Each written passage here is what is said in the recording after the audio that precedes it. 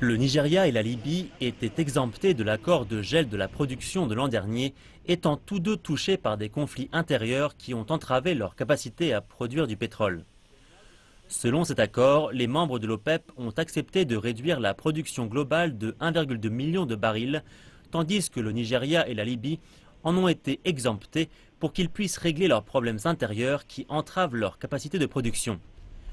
Le Nigeria a été autorisé d'atteindre une capacité maximum de 2,2 millions de barils par jour, tandis que la Libye pouvait atteindre 1 million de barils.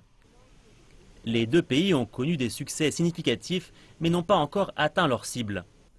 En fait, la production du Nigeria a flotté entre 1,8 million de barils et 2 millions de barils, tandis que la Libye a atteint les 800 000 barils.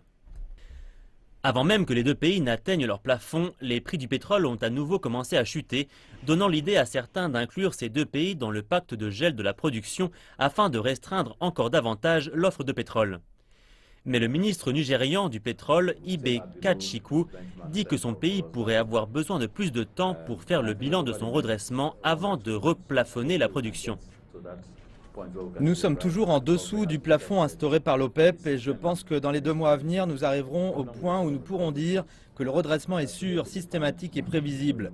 Mais le problème avec ce genre de redressement, c'est que d'un jour à l'autre, on ne peut pas savoir ce qu'il va se passer. Donc dans les prochains mois, quand nous aurons une meilleure prédictibilité, nous irons à l'OPEP et nous verrons comment contribuer.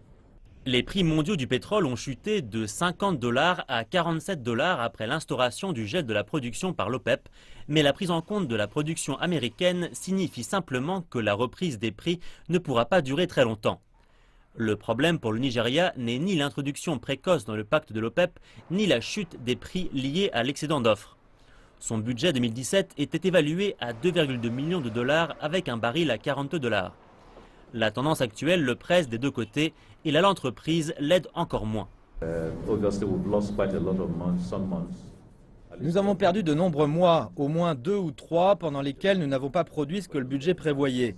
Il va donc y avoir un différentiel, mais vous savez, le ministère des Finances réfléchit sérieusement à des moyens pour couvrir ces pertes.